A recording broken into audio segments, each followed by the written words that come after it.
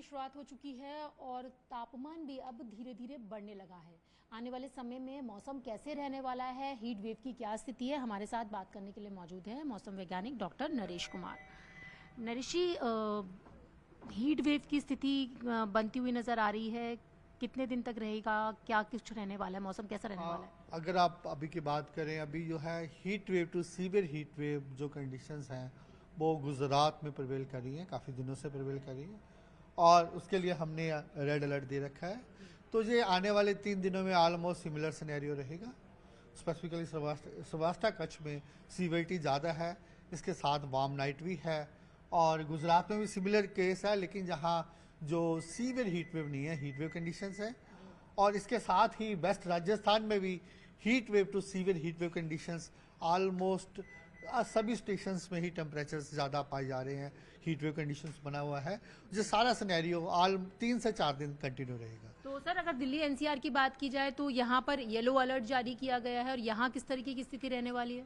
अगर एनसीआर दिल्ली की बात करें, 3 दिन के लिए हमारा येलो अलर्ट है। 3 दिन हम एक्सपेक्ट कर रहे हैं जहाँ भी हीट वेव कंडीशंस आ सकती हैं। जी, तो सर ये माना जाए कि अगले 5-6 दिन तक हीट वेव की स्थिति कुछ कुछ जगहों पर बनती हुई नजर आ रही है और दिल्ली एनसीआर में 3 दिन के लिए है। हाँ, ऑलमोस्ट आप पूरा इंडिया की बात करें, आने वाले नॉर्थ वेस्ट और एडजॉइनिंग वेस्ट इंडिया में 3 से 4 दिन हीट वेव रहेगा। उसके बाद एक वेस्टर्न डिस्टर्बेंस आ रहा है, उसका प्रभाव मेजरली तो हिमालय में रहेगा, लेकिन क्लाउडी प्लेन्स पे हो सकता है, जिसके कारण ये टेम्परेचर्स बढ़े हुए टेम्परेचर्स हैं, इसमें थोड़ा अवेटमेंट हो सकता है। तो सर, अगले 3-4 दिनों में जो टेम्परेचर है वो कितना बढ़ने की उम्मीद है?